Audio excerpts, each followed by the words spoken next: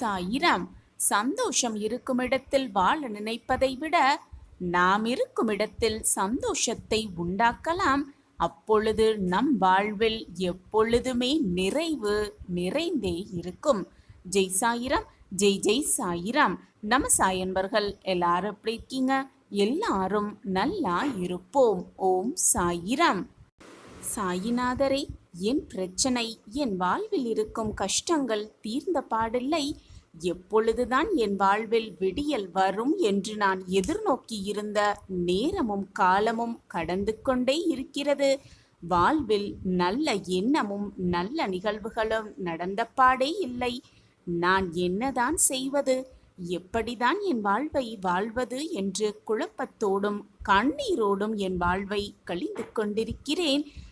இப்படியே என் வாழ்வு நகர்ந்து கொண்டிருந்தால் நான் என்ன செய்வது, ஏது செய்வது என்று புரியாமல் வாழ்வை வாழவும் முடியாமல் அப்படியே பிரமித்து நின்று கொண்டிருக்கிறேன். எப்பொழுது என் வாழ்வில் மாற்றங்கள் நிகழும் என்று கேட்கும் பல பேர் மத்தியில் நீயும் ஒருவராகத்தான் இருக்கிறாய். என் அன்பு குழந்தையே, ஒன்றை நன்றாக புரிந்து கொள். வாழ்வில் உன் மீது உனக்கு நம்பிக்கை எந்த அளவு இருக்கிறதோ, என் மீது நம்பிக்கை எந்த அளவில் இருக்கிறதோ அதை பொறுத்து தான் உனக்கு வரும் நன்மையும் உன்னை நெருங்கும் நன்மையும் உனக்கு புரிய வரும், தெரிய வரும். இதோ உனக்கு அற்புதத்தை நிகழ்த்த இந்த நாளில் உன் வீடு தேடி உன் சாயப்பா உன்னை தேடி வந்திருக்கிறேன். மனதை தெளிவாக வைத்துக்கொள், நிம்மதியாக இரு, நம்பிக்கையோடு இரு. அப்பொழுதுதான் நான் உன்னிடம் வந்து கூறுவதும் உனக்கு நல்ல செய்தி கூறுவதும் உன்னால் புரிந்து கொள்ளவும் முடியும். அதை ஏற்றுக்கொண்டு சந்தோஷமாக உன்னால் வாழவும் முடியும். இன்று முதலே உன் வாழ்வில் விடியல் வரப்போகிறது. இனி உன் வாழ்வில் எப்பொழுதுமே சந்தோஷமும் நிம்மதியும் பொங்கி வழியப் போகிறது. ஒன்றை நன்றாக மனதில் பதிய வைத்துக்கொள் என் பிள்ளையே. சிக்கல்கள் என்பது ஓடும் ரயிலிலிருந்து பார்க்கும் மரங்களை போன்றுதான் இருக்கும். அருகில் போனால்தான் அவை பெரிதாக தெரியுமே தவிர அவற்றை கடந்து சென்றால் அவை அனைத்துமே சிறிதாகிவிடும். அதுதான் வாழ்க்கை என்பதும். அருகில் பார்க்கும்போதுதான் பிரச்சனைகள் பெரிதாக தெரியும். அந்த பிரச்சனைகளை கடந்து சென்றுவிட்டால் பிரச்சனைகள் இருந்த இடம் தெரியாமல் போய்விடும். இதுதான் வாழ்வின் ரகசியமாகவும் இருக்கும். என் அன்பு குழந்தையே, வாழ்க்கையில் முன்னேற வேண்டுமென்றால், வாழ்வில் வெற்றி பெற வேண்டுமென்றால், வாழ்க்கையை நீ வாழ்ந்த வாழ்க்கையை, நீ வாழ்கின்ற வாழ்க்கையை அடிக்கடி திரும்பி பார்த்து கொண்டே இரு. அப்பொழுதுதான் உனக்கு ஏற்பட்ட வழிகளும் அதனை கடந்து வந்த வழிகளும் உனக்கு நம்பிக்கையை பெற்றுத்தரும். கெட்ட எண்ணத்தை விட வேண்டுமென்றால் நல்ல எண்ணத்தை, ஒரு நல்ல எண்ணத்தை வளர்த்து கொள்ள பார். அப்பொழுது உன்னிடம் இருக்கும் கெட்ட எண்ணங்கள் எல்லாமே உன்னை விட்டு விலகி சென்றுவிடும். ஒன்றை நன்றாக புரிந்து கொள். தேவைகளையும் எதிர்பார்ப்புகளையும் எவ்வளவுக்கு எவ்வளவு குறைத்து கொள்கின்றோமோ அந்த அளவுக்கு மன அமைதியும் நிம்மதியும் உனக்கு கிடைத்து கொண்டே இருக்கும். வருமா, கிடைக்குமா, நடக்குமா என்ற கேள்விக்குறியோடு உன் மனம் எப்பொழுதுமே இருந்து கொண்டே இருந்தால் எதுவுமே உனக்கு கிடைத்தாலும் நிம்மதியை தராது, வந்தாலும் நிம்மதியாக வாழ முடியாது, கிடைத்தாலும் சந்தோஷமாக அதை அனுபவிக்க முடியாது. வாழ்வில் பிடித்தது எல்லாமே கிடைப்பதுமில்லை, கிடைத்த எல்லாவற்றையும் பிடித்தது போல் மாற்றவும் முடிவதில்லை. ஆனாலும் அனைவரும் வாழ்ந்து கொண்டுதான் இருக்கிறோம். ஆயுள் முடியும் வரை வாழ வேண்டுமே என்பதற்காக அனைவரும் வாழ்ந்து கொண்டுதான் இருக்கிறோம்.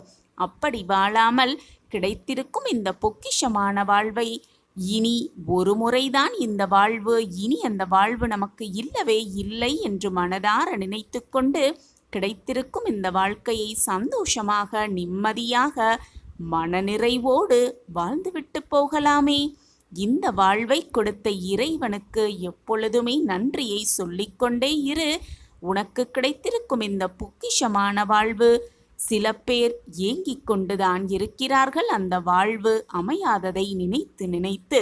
எனவே உனக்கு கிடைத்திருக்கும் இந்த பொக்கிஷமான வாழ்வை சந்தோஷமாக, நிம்மதியாக, மனநிறைவோடு வாழ்ந்து பார். உன் வாழ்வே உனக்கு ஸ்வர்க்கமாகவே இருக்கும். நான் உனக்கு துணையாக எப்பொழுதும் இங்கு வேலை செய்து கொண்டுதான் இருக்கிறேன். உனக்கு என்ன தேவை? எதை கொடுத்தால் நீ மகிழ்வாய்? எதை பெற்றால் நீ சந்தோஷமாக இருப்பாய்? எப்பொழுது உன் முகம் மலரும் என்பதை நான் பார்த்து பார்த்து அனைத்தையும் நான் செய்து கொண்டுதான் இருக்கிறேன். உன் சாயப்பா உன்னோடு இருக்கும் வரை எதற்குமே நீ வருத்தமோ கவலைப்பட வேண்டிய அவசியமே இல்லை. சாயப்பா இருக்கிறார் என்ற நம்பிக்கையோடு இரு. அனைத்தையும் உன் அப்பாவாக, உன் தாயாக, தகப்பனாக, அனைத்துமாக நான் இருந்து உன்னை வழிநடத்துவேன். சரியான பாதையில் உன்னை அழைத்து செல்வேன். சாயப்பா இருக்க உனக்கு ஏன் மனக்கவலை? வாழ்க்கையில் நிச்சயமாக அதிர்ஷ்டத்தை நம்மிடம் கொண்டு வந்தே தீரலாம். நம் சாயப்பா நம்மோடு இருக்கும் வரை நமக்கு ஏன் மனக்கவலை? உழைத்து கொண்டே இருந்தோன்னா நிச்சயமாக அதிர்ஷ்டம் நம்ம பக்கம் வீசும்.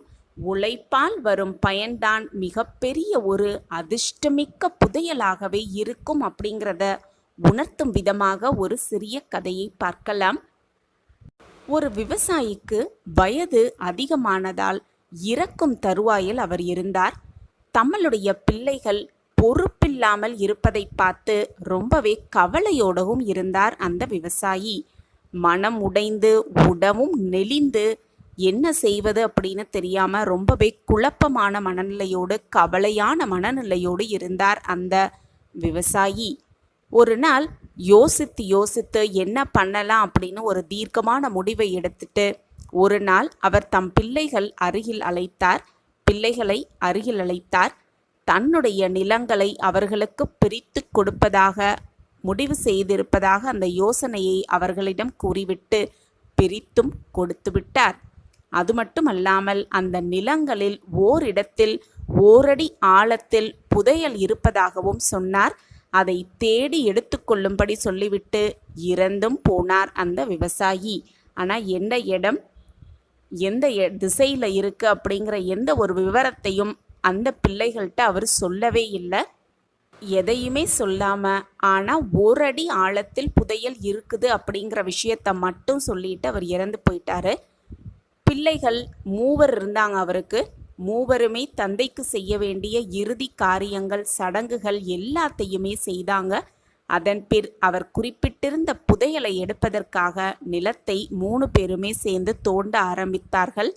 முதலில் மூத்த மகனின் நிலம் முழுவதையும் 1 அடி ஆழத்திற்கு தோண்டினாங்க. புதையல் எதுவுமே கிடைக்கவே இல்லை. ஒருவேளை அப்பா 2 அடி அப்படின்னு சொல்வதற்கு பதிலாக 1 அடி அப்படின்னு சொல்லிவிட்டாரோ, கடைசியில் சொல்ல வாய் தவறி 2 அடி அப்படின்னு சொல்கிறதுக்கு 1 அடி சொல்லிட்டாரோ அப்படிங்கிற சந்தேகத்தோட திரும்பவும் பிள்ளைகள் 3 சேர்ந்து மூத்தவனின் நிலத்தை இன்னும் 1 அடி ஆழமாக தோண்டினார்கள். அப்போதும் அவர்களுக்கு புதையல் கிடைக்கவே இல்லை. எப்படியும் புதையலை நம்ம கண்டுபிடிச்சே தீரணும், அந்த புதையலை வைத்து நம் வாழ்க்கையை சந்தோஷமாக வாழலாம் அப்படிங்கிற வெறியும் நம்பிக்கையும் அவங்க மனசில் இருந்ததுனால, சரி முதலாவது பையன் நிலத்தில் இல்லை, இப்போது 2வது மகனின் நிலத்தையும் தோண்டி பார்க்கலாம் அப்படின்னு முடிவெடுத்து 3மே 2வது மகனின் நிலத்தையும் தோண்ட ஆரம்பித்தாங்க. தன்னுடைய தந்தை சொன்னபடி 1 அடி ஆழத்திற்கு முதல்ல நிலத்தை தோண்டினாங்க. ஆனால் 2வது மகனின் நிலத்திலையும் எந்த புதையலும் கிடைக்கவே இல்லை. திரும்பவும் அதே எண்ணம், அப்பா ஒருவேளை தவறுதலாக 2 அடி அப்படின்னு சொல்கிறதுக்காக மாற்றி 1 அடின்னு சொல்லியிருப்பாரோ அப்படின்னு மீண்டும் 2 அடி வரை 2வது மகனின் நிலத்தையும் தோண்டினார்கள். ஆனால் 3க்குமே ஏமாற்றம்தான் மிஞ்சியது. இவ்வளவு தூரம் வந்துட்டோம், எப்படி இதிலேருந்து பின்வாங்க முடியும்? எப்படியும் அந்த புதையலை நம்ம எடுத்தே தீரணும் அப்படின்னு 3 பேரும் தீர்க்கமாக சிந்தனை செய்து 3வது மகனின் நிலத்தை தோண்ட ஆரம்பித்தாங்க. 1 அடி தோண்டியும் எதுவுமே கிடைக்கவில்லை. மீண்டும் அப்பா மாறி சொல்லியிருப்பாங்கங்கிறதுக்காக 2 அடி தோண்டினாங்க. ஆனால் மீண்டும் ஏமாற்றமே மிஞ்சியது. 3க்குமே அப்பா மேலே வருத்தம் வந்தது, கோபம் வந்தது. ஏன் அப்பா இப்படி பண்ணுறாரு அப்படிங்கிற கோபம் வந்தாலும் அவர்கள் சரி தோண்டியது வீணாக வேண்டாம் அப்படின்னு நினச்சி அந்த நிலங்களில் விதை விதைத்தாங்க, நீர் பாய்ச்சினாங்க, உரம் போட்டாங்க. மூவருமே ஒரே மாதிரி அவங்க நிலத்தில் விதை விதைத்து நீர் பாய்ச்சி உரம் போட்டாங்க. உழைப்பு எங்காவது வீண் போகுமா? ஆண்டு முடிவில் அவர்கள் மூவர் நிலத்திலும் அமோக விளைச்சல் கிடைச்சது. அறுவடை செய்து விற்றதில் அவர்களுக்கு கொள்ளை லாபம் கிடைச்சது. இப்படி உழைப்பால் வரும் பயனை தான் நம்ம அப்பா புதையல் அப்படின்னு குறிப்பிட்டிருக்காரு அப்படிங்கிறத மகன்கள் மூவருமே அப்பொழுதுதான் புரிந்து கொண்டார்கள். தன்னுடைய தந்தையாகிய அவர் ஃபோட்டோவில் இருப்பதை திரும்பி பார்த்தாங்க. 3 பேருமே தங்களுடைய தந்தை சிரிப்பது போல ஒரு உருவம் அவங்க 3 கண்களுக்குமே தெரிஞ்சிச்சு. ஆம், அவங்க அப்பா சொன்னது அதுதான் உண்மை. புதையல் உழைப்பவர்களுக்கு நிச்சயமாக புதையல் கிடைக்கும், அதுதான் நிரந்தர அதிர்ஷ்டம் அப்படிங்கிறத அந்த 3 மகன்களுமே புரிஞ்சுக்கிட்டாங்க. உழைப்பால் வரும் பயனை தான் மிகப்பெரிய அதிர்ஷ்டம், மிகப்பெரிய புதையலாகவே இருக்கும். அதுதான் நம்மிடம் நிலையானதாக எப்பொழுதும் நிலைத்து இருக்கும் என்பதுதான் உண்மையிலும் உண்மை. நாமும் உழைத்து கொண்டே இருக்கலாம். பிரச்சனை என்று வந்துவிட்டால் அப்படியே உட்கார்ந்து விடாமல் போராடலாம், ஜெயிக்கலாம், வென்று காட்டலாம், அதிர்ஷ்டத்தை நம் வசமாக்கி கொள்ளலாம். இப்படி நம்ம வாழ்க்கையில தன்னம்பிக்கையோட, விடாமுயற்சியோட, தைரியத்தோட ஓடிக்கிட்டே இருந்தோன்னா என்றாவது ஒரு நாள் நம் வாழ்க்கையிலும் அதிர்ஷ்டம் வந்து நம் வீட்டு வாயிலை தட்டும். இதுதான் உண்மையிலும் உண்மை. நம் சாயப்பா நம்மோடு இருக்கும் வரை நமக்கான அதிர்ஷ்டத்தை நம்மிடம் கொண்டு வந்து சேர்ப்பார் என்ற நம்பிக்கையோடு இருக்கலாம். உழைத்து கொண்டே இருக்கலாம், போராடிக்கொண்டே இருக்கலாம். வாழ்க்கையில் வெற்றியை நிலைநாட்டலாம். வெற்றியோடு வாழ்க்கையை நிம்மதியாகவும் சந்தோஷமாகவும் வாழலாம். சாயப்பா இருக்க நமக்கு ஏன் மனக்கவலை? வாழ்வில் நீ உச்சத்தை தொடும் நேரமும் ஆரம்பமாக போகிறது நாளை விடியலில். நம்பிக்கையோடு கண்களை மூடிக்கொண்டு 2 நிமிடம் கேள். உன் வாழ்வில் பல மாற்றங்கள் நிகழப்போவதை கண்கூடாக உணர்வாய். உன்னுடைய காலம் வரும் வரை பொறுத்திரு.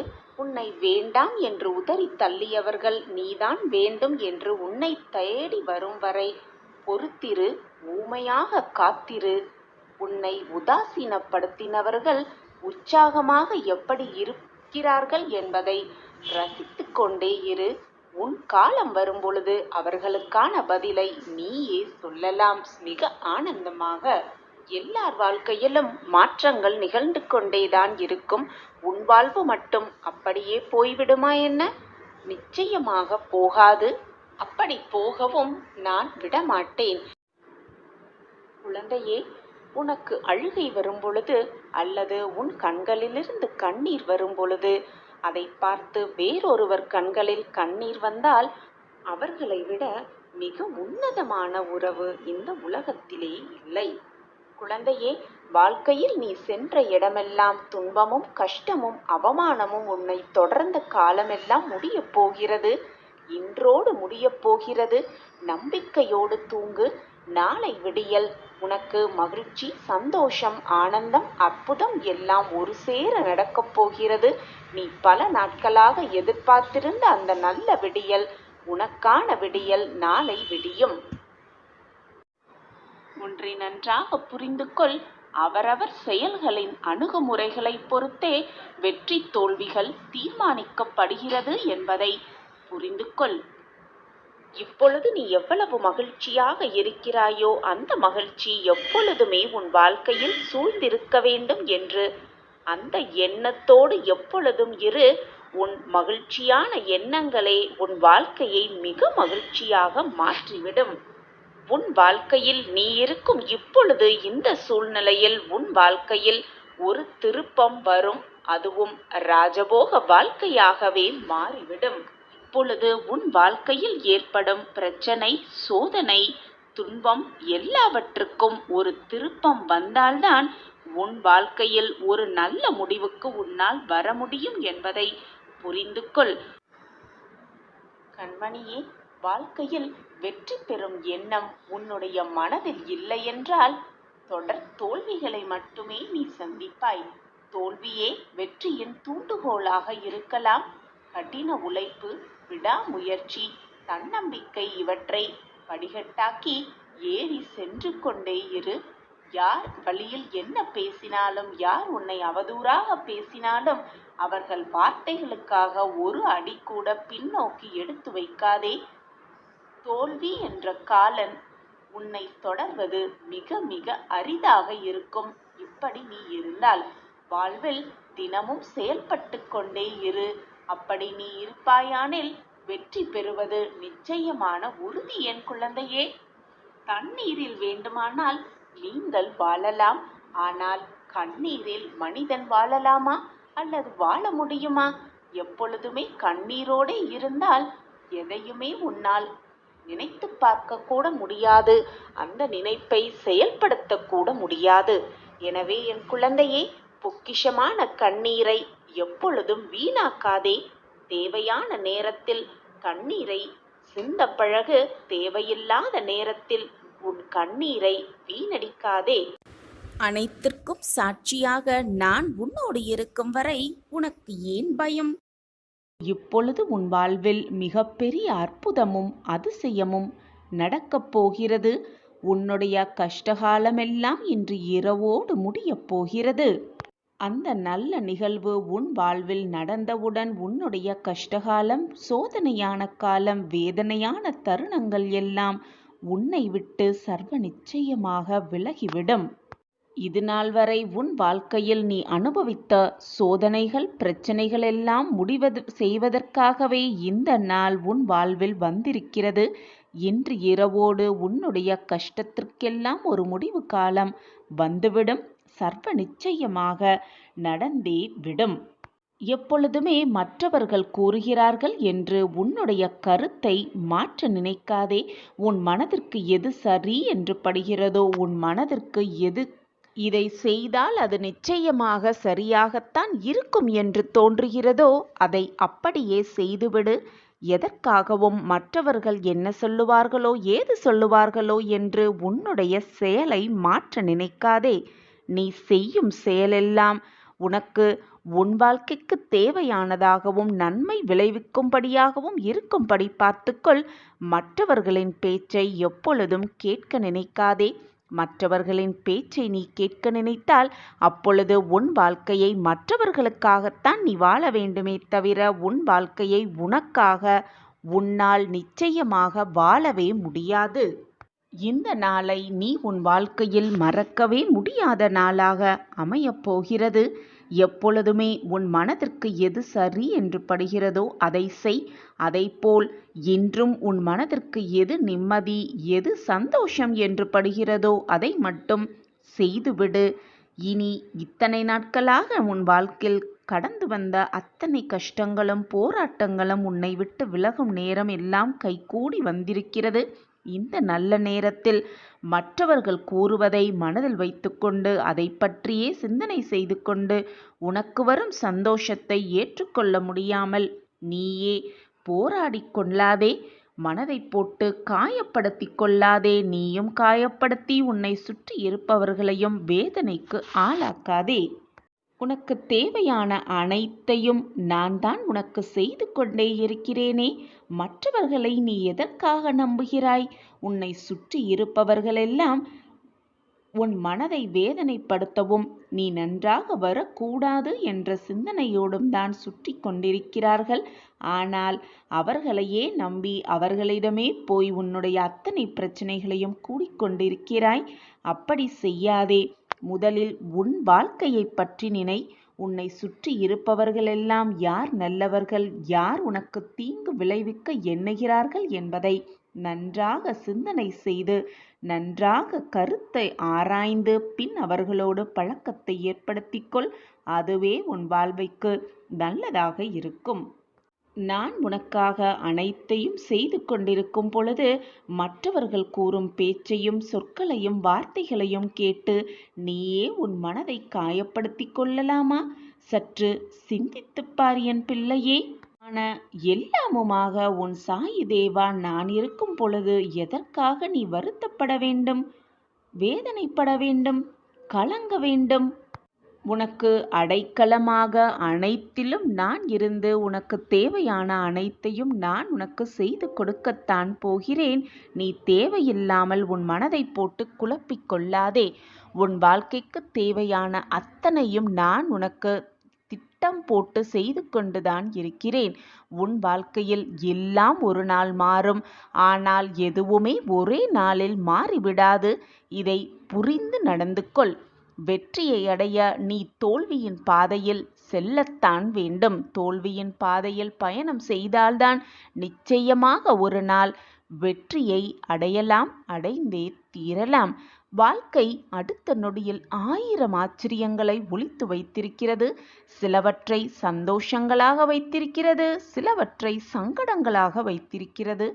ஆனால் அனைத்தையும் நீ கடந்து சென்றால்தான் உன் வாழ்க்கையை சந்தோஷமாக வெற்றிகரமாக முன்னேற்ற முடியும்.